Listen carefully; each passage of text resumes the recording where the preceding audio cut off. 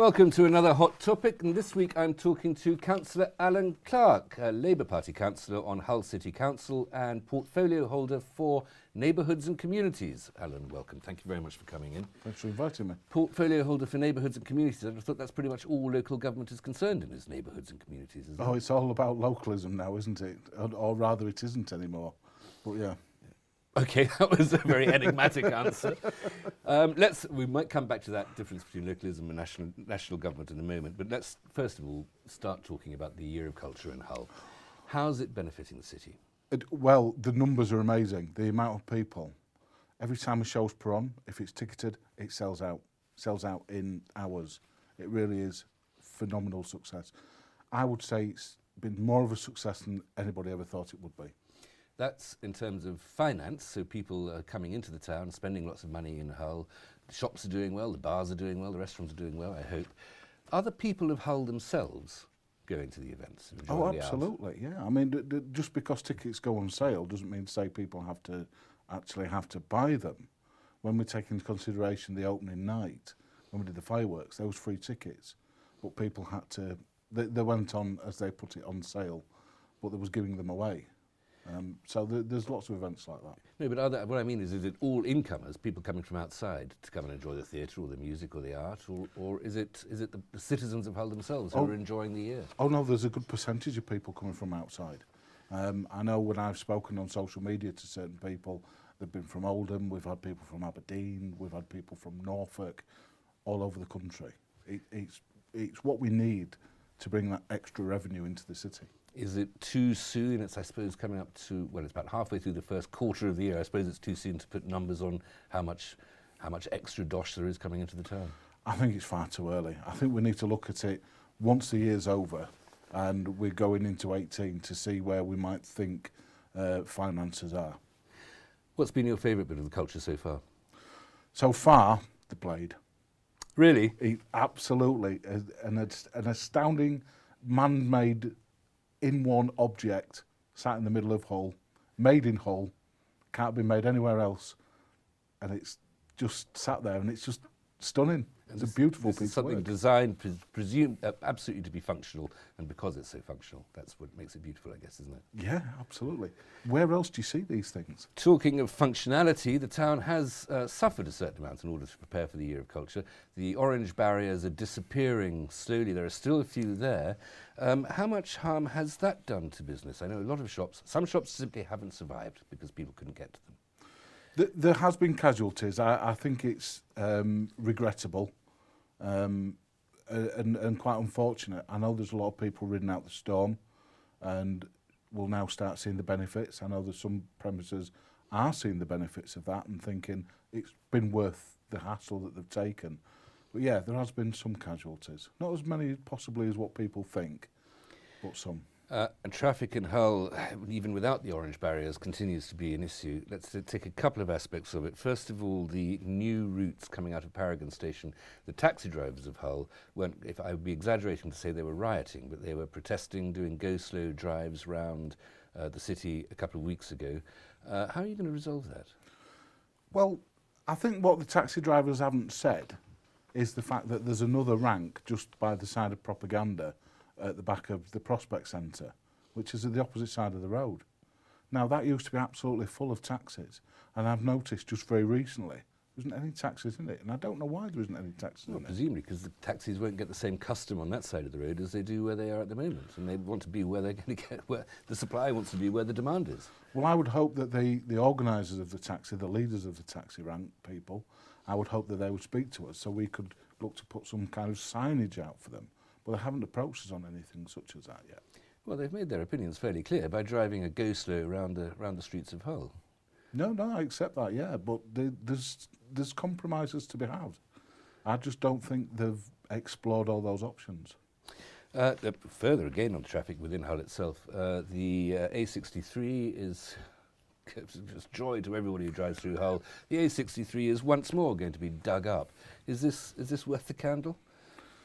I think it will be in the end. It's like all the hassle with the orange barriers. You know, people are now seeing the benefits of it. I think the benefit of this will far outweigh the hassle that we've had.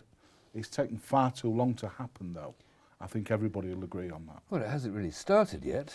When do you think it might be finished? When do you think it might just be an easy and enjoyable experience to drive through Hull? I don't think there'll ever be an easy and enjoyable experience to be able to drive through Hull.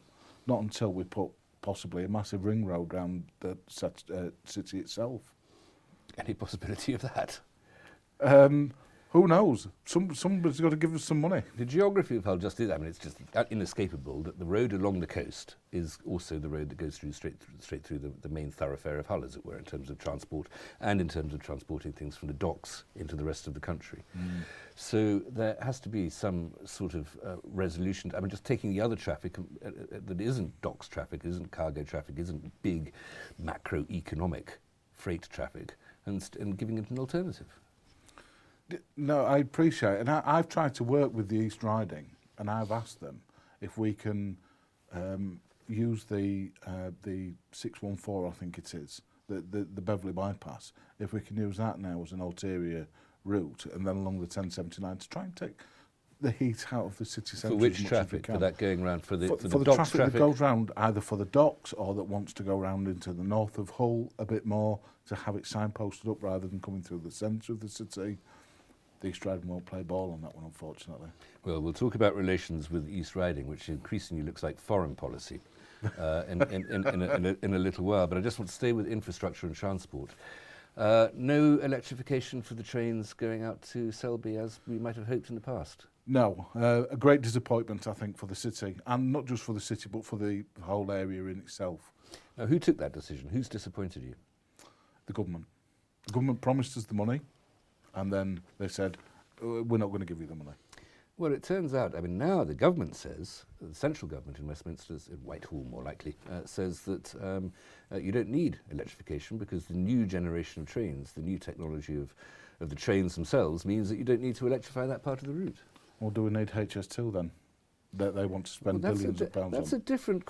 if you like, we can talk about that, but that's another part of the country. Let's just stay with the electrification of these. And do the new trains mean that electrification isn't necessary, and do you just want the money to spend it on something else? No, the money would be purely spent on making sure that there were some bridges that we had to raise and to make sure that we got the electrification through up to Selby from the city. And I think it's vitally important that we had that, because that would then open up, I believe, more Trans-Pennine routes as well. There's a nice sort of symmetry to the gear of culture and the trains in that just last week we heard that there are going to be new trains laid on late at night, taking people from Hull to, I think it's the latest 10:30 or 11 o'clock or something like that, taking people from Hull all the way along to Manchester. Is that a special, theatre-goers train? Restaurants stay open for a post-theatre supper. Is that a theatre-goers train to take the crowds back to Manchester and all points in between, or is that service going to stay and something that's always going to be serving Hull? Well, I'd like to think that it's going to stay. Whether it does or not, I don't know. That'll be down to the train operators. But what I think is important to remember is we need those train lines. We need them a bit later. We also need a more frequent service as well, because it's all right having just one an hour that goes from Hull out to Leeds and Manchester. Really, we should have at least two an hour that goes out that way. Are there that many people? Is there that much demand? I think so, yeah. I know when I get the 7:30 train out to Leeds, when I'm going on my meetings to the Yorkshire flooding, the train's absolutely ram full, and that's at 7:30 in the morning. And I think the 8:30 is the same as well as 9:30. But you don't need it at 11 o'clock and lunchtime, do you? Possibly not at that time. Well, again, there's a compromise to be had. If you lay on an extra train, say at 8 and at 9 o'clock, maybe you can then lay off until you get to the rush hour again, and you lay on an extra train or two again. What about, though, this sort of 10:30 or 11 o'clock train? Because if there aren't people coming home from the theatre and people coming into Hull to spend money they've made outside Hull and spending it inside Hull, very happy thing for Hull. But if you don't have that year of culture attraction, by the time we get to 2018, will those late trains be justified? I think there will be, because new theatre will be online. That'll be up and open. The venue will be almost finished. So that's going to be something that's vital as well, because when we have acts on there, and they'll be on later. And other nightlife as well. Alan. Another nightlife as well, yeah. But just those on their own will generate an evening economy, because people coming to the theatre will have a meal beforehand. I've seen it happen. Well, on that happy thought, we're going to have to stop for a moment, Alan. Don't go away. Come back and join me in a couple of minutes.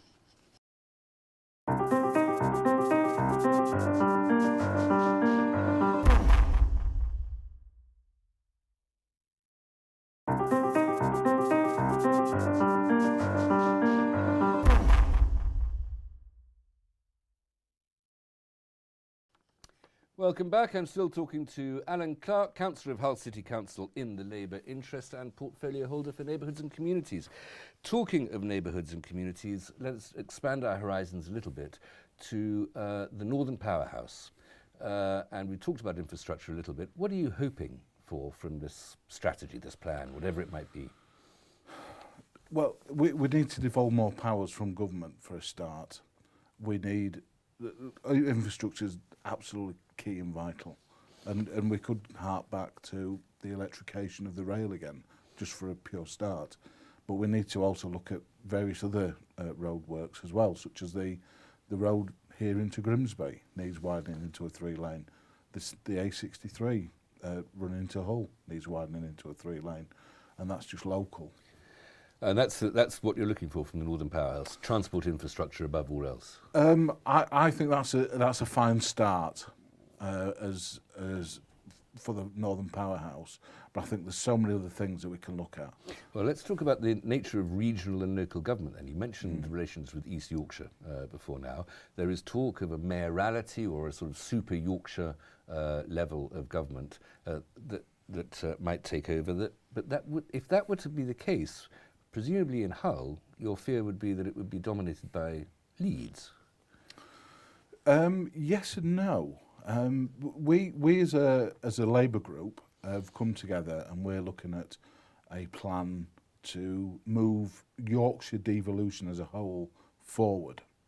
I know the other political parties are also looking at their options as well to move the whole of Yorkshire forward as one mayorality. And I don't think that's such a bad idea. We're right there at the table with Leeds and with Sheffield, and because let's not rule out Sheffield, even though they've got their own city plan that they're looking at. As is Leeds, they're still at the table with us, and we've also got York in there as well. But the pure geography of it, I mean, the map geography, Sheffield really is in a different region of England to Hull or Beverley or York, isn't it? I mean, it seems like it would be a strangely shaped territory. It would seem that way, but it's still Yorkshire. And let's not forget we're all Yorkshire and we're all Yorkshire. It's the country's biggest county. Yeah. And I'm from South Yorkshire myself. But originally. Is that a good enough, rational enough? We all feel like Yorkshire, and I won't list all the stereotypes that might make you identify you as Yorkshire people. Is that a good enough region? I mean, for instance, that political unity of Yorkshire that might have some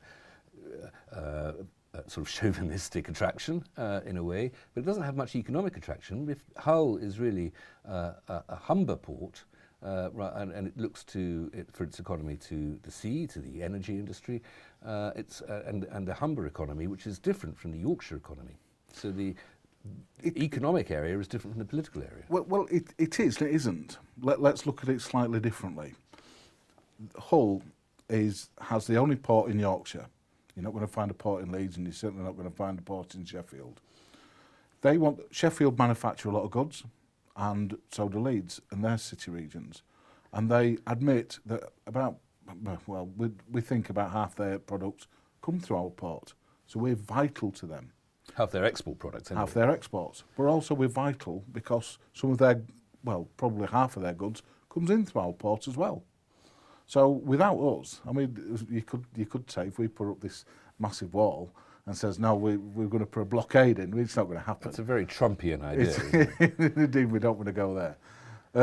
We could destroy the economy of the rest of Yorkshire. So we are, in the Humber itself, is vital to Yorkshire, absolutely vital. But the Humber is not coterminous with Yorkshire. Quite a lot of the Humber and the region of economy that you're involved in is in other counties. There is. So why would it be logical? Would it not be logical to have a singular level of government that reflects that economic sphere of influence? Well, there's nothing to stop us having another level. There's nothing to stop Hull and East Yorkshire having a city region with North Links and North East Links, as an example. Nobody wants the old Humberside back, Alan. It's not. No, let's be absolute clear, because I can hear your viewers now screaming at the TV. It would never be a Humberside. Purely and simply because Hull City Council would still be Hull City Council, East Riding would still be East Riding, North Links would still be North Links, and North East Links would still be North East Links. This would purely to be devolving extra powers from Westminster into local people's hands. So we get extra powers as a pure example where we take, shall we say, the schools back, the education budget back.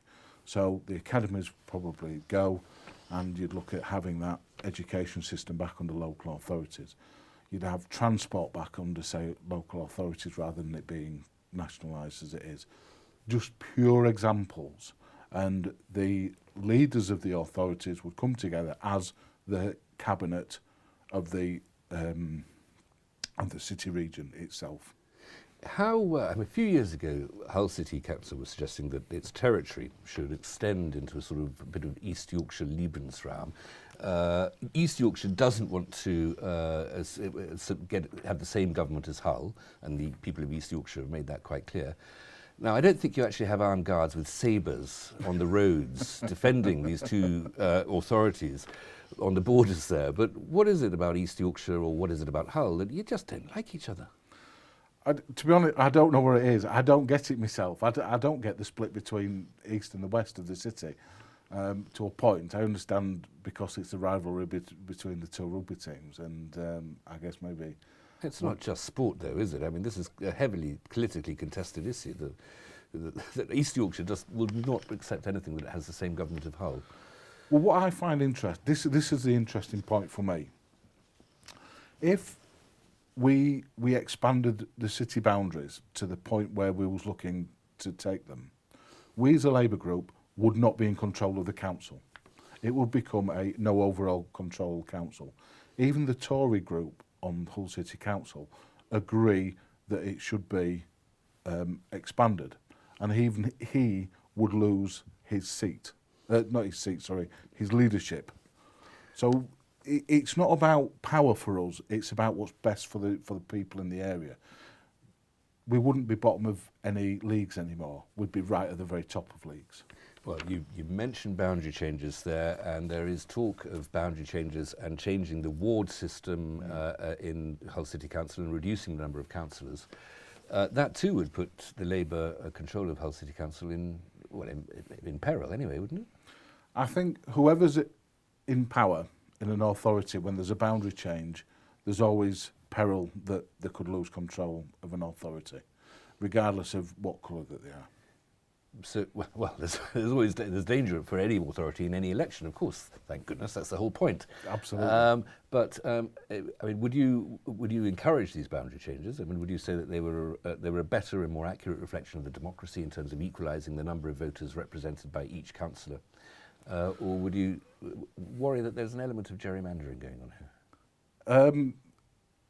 Well, to be honest, the only issue I have with boundary changes, and I'm not against boundary changes, the only issue I have with boundary changes is they've only based it on people that's registered at a set time in the calendar of the year, where in actual fact there's much more people in some of these areas. You're worried about that some of your voters might have been away at their holiday homes when this registration took place? No, not at all. Not at all. It's some people just don't want to register to vote.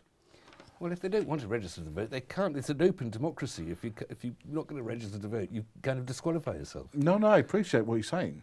But if we was all mandatory registered, at least then several things would happen then.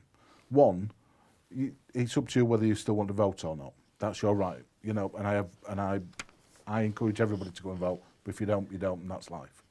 But it would mean that we've got an idea of who's living where, how many people we've actually got in the city, because that's another thing as well, is when you look at splitting monies up around the city in when we have ward budgets in our city, it goes on amount of depravity. So the more people that's registered, the more we know about that person, because it may be that they might have free school dinners or they might have housing benefit. So there's an element of depravity in there, which means that more that ward may gain more monies in the ward budget, which means we can do more things for the area itself as councillors. So the less people that are registered, the less we can do in there for those people to help them get out of those situations. Alan, I think we're going to have to stop in a moment. I regret that we haven't had a chance to talk about Brexit at all, or about the cut in central government funding for the social care budget especially. And I'm being told that we don't have time to talk about those things. Alan Clark, thank you so much for coming and joining us. I'm afraid that's all we have time for. If you invite me. Join me again next week for another hot topic.